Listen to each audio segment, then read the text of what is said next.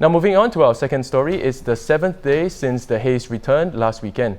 Many people have been keeping tabs on the haze situation through the NEA's air quality monitoring network. Now recently, many have questioned whether the figures on the NEA website have downplayed the severity of the haze. Why are Singapore's PSI readings so different from those used elsewhere, and which are correct?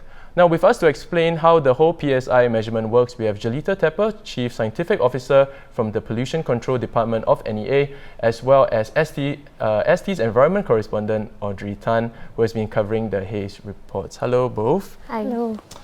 Now let's get to the first question.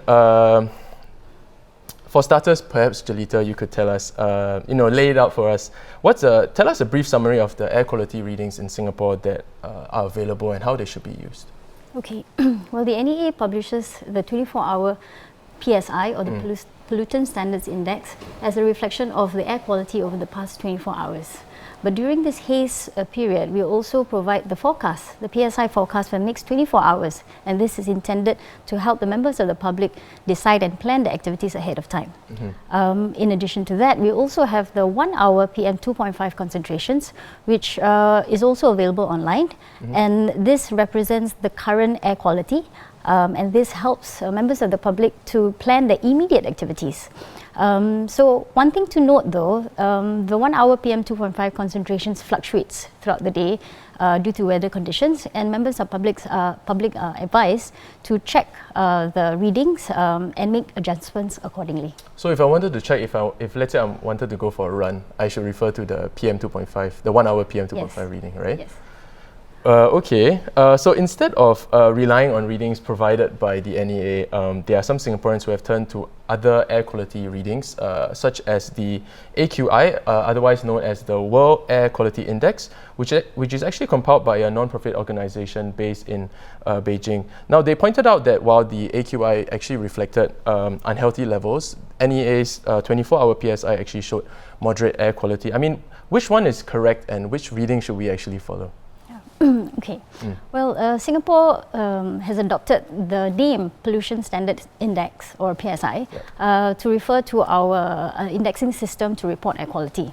So similarly to PSI, AQI, or the Air Quality Index, used by various countries, is also another term that's used by them to represent their index system. Maybe to give an example, another country like the UK, they use daily air quality index. So different countries use different terms to reflect the index system.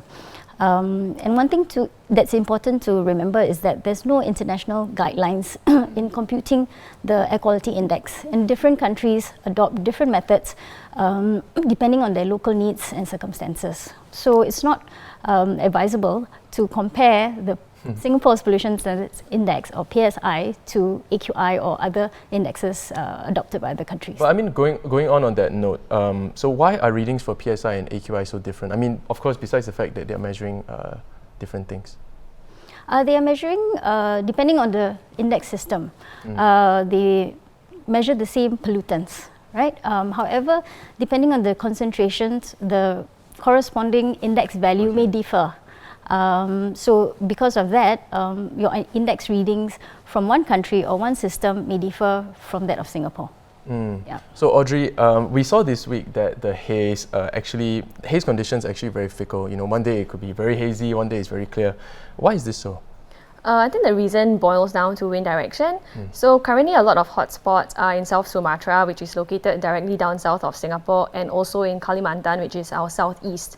So Kalimantan is much further away, and southeasterly winds, even if they bring the smoke haze here, it will not be as bad as if southerly winds bring smoke haze from the fires in Sumatra up.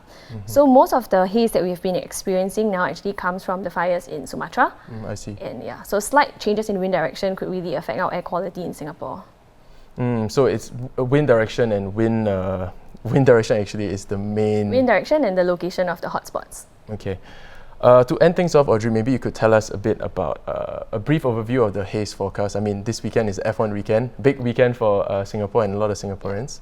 Okay, so according to the National Environment Agency's forecast, They are expecting the 24-hour PSI would likely be in the high end of the moderate range to the low end of the unhealthy range.